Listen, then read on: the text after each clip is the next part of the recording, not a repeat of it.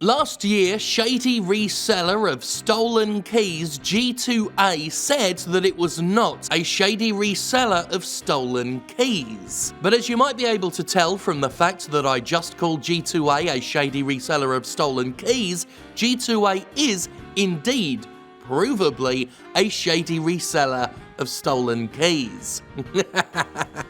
After years of smugly, and I do mean fucking smugly, brushing off and dismissing criticisms, after years of snidely hand-waving away any allegations of enabling fraud, G2A impressively torpedoed its own claim to innocence with its latest showboaty attempt to perform said innocence. It's a delicious own goal that you're going to enjoy immensely, I think. So basically last year, G2A endured yet another round of credible criticism, and G2A did what G2A always does. It was snidey and dismissive, and it thought it was being clever. See, G2A was so confident that it did everything above board. It was so confident that indie developers complaining about fraud wouldn't be able to prove anything, that it quite boldly pledged to pay 10 times the cost to any developer able to prove that G2A was selling fraudulently obtained keys for their games. Well, it turns out that a developer was able to prove that G2A was selling stolen copies of their game. Woob software developer of Factorio has successfully demonstrated that G2A was selling stolen copies of Factorio. As a result, G2A is surprisingly sticking to its word, and will indeed give Woob Software $39,600. G2A was of course quick to start trying to spin things in its favour.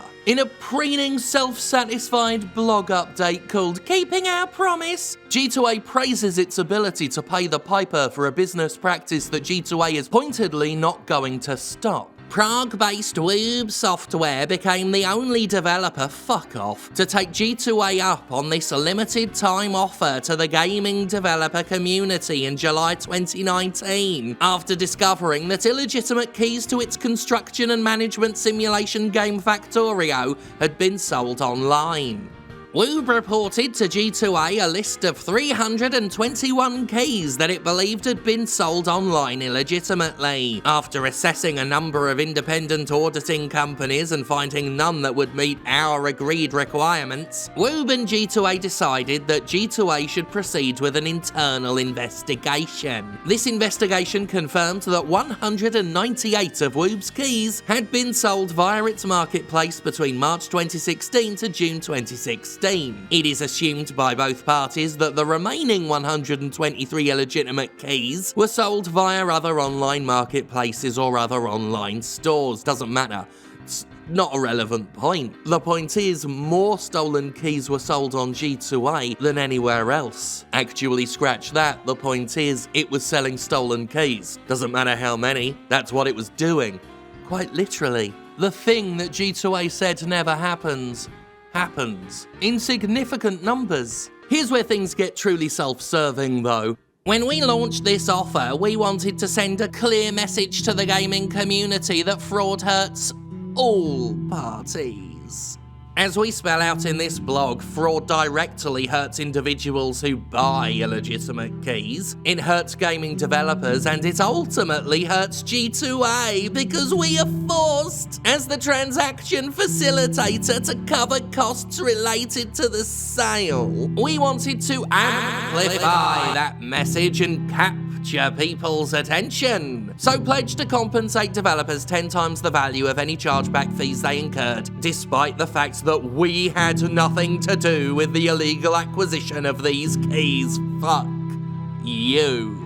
You smarmy responsibility ducking little worms. The gaming developer community has our solidarity and sympathies on this issue, and we want to continue building bridges, with our main point being made about the seriousness of fraud in the industry. That was never your stance, you liars! From now on, we will compensate developers the full value of any chargeback fees they incurred for any keys sold via G2A Marketplace if they are able to prove they were illegitimate. For years, G2A has been shrugging and saying, not a problem. Not a problem. Fraud's not a problem. Then it tried to prove that fraud wasn't a problem, it was proven that fraud is a problem, and now G2A is trying to say, well, it's a problem that hurts everyone. Like they're all in this fucking together now. G2A's main method of response to all this has been to say it operates no differently from third-party marketplaces such as eBay or Amazon, that most keys are perfectly legal,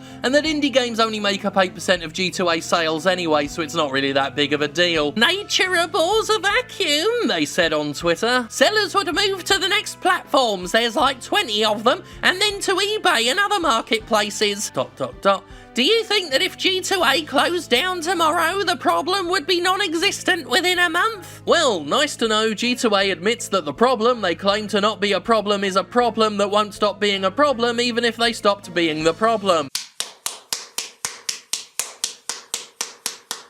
Make no mistake, G2A is not in this with anyone. For years before now, G2A has taken a downright antagonistic approach to defending itself from accusations. In the original blog post where G2A made this offer, nowhere does it say that it's about proving that everyone's impacted by fraud. There is one sentence among accusations of developer dishonesty and claims that selling stolen keys on G2A is virtually impossible, that mentions how fraud could potentially harm G2A. Now, if you go through the original blog post where G2A basically said that fraud wasn't a problem, that it was nearly impossible, you'll see G2A quite clearly lay out its motivations for making the original offer. We're not doing this because we're the ones to blame, but because we want to finally stop the accusations we've been getting from some devs. The alleged frauds didn't happen in our ecosystem, but on their own stores. Thieves could have sold these keys anywhere, but if they chose G2A,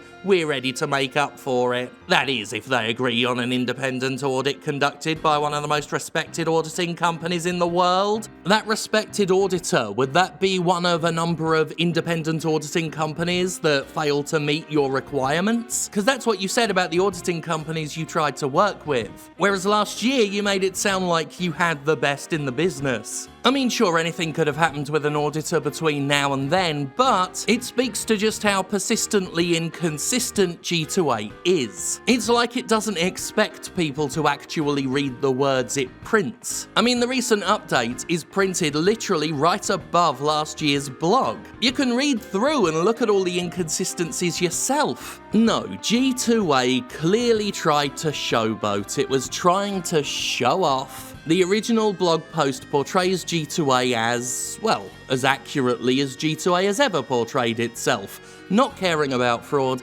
not believing there's a real problem, and glibly behaving as if its shit doesn't stink. Which is pretty much how it's behaving now in the aftermath of getting caught with its pants down. Still shifting blame, still downplaying the issues, still playing the fucking martyr. Except to do it now, G2A has to try and skew our perception of history. Otherwise, nothing here quite adds up. But then again, that's G2A in a nutshell, isn't it? Things don't quite add up when you're a shady reseller of stolen keys.